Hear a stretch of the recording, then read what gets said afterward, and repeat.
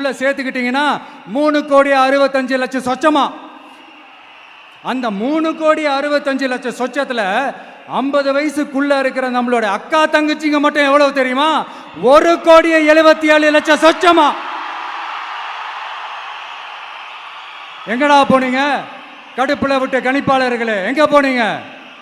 சும்மா டர்னா டர்தான்.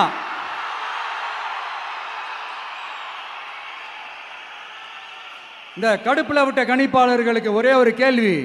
இந்த 60 வயசு மேல இருக்கிறவங்க, இந்த 70-80 வயசுல இருக்கிற என்னுடைய அம்மா, பாட்டி, அப்பா, தாத்தா, இவங்க எல்லாரும் நம்ம வீட்டு புள்ள விஜய், நம்ம வீட்டு புள்ள விஜி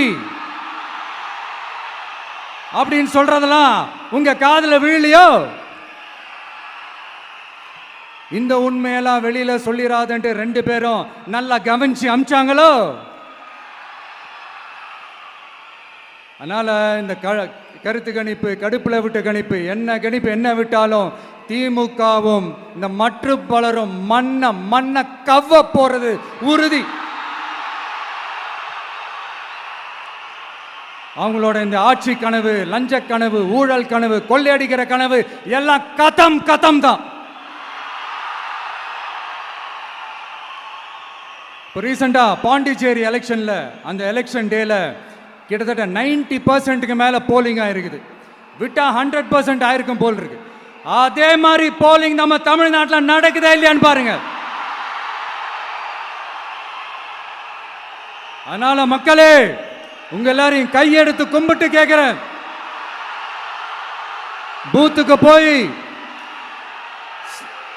ஸ்டாலின் சார் கிட்ட இருந்து நம்ம தமிழ்நாட்டை காப்பாத்தி ஆகணும், நம்ம ஜனநாயகத்தை காப்பாத்தி ஆகணும்.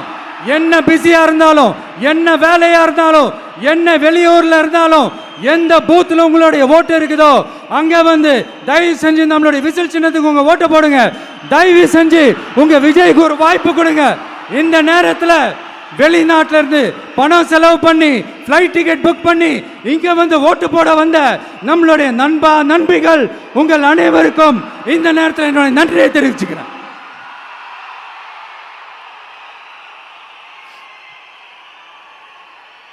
அடுத்து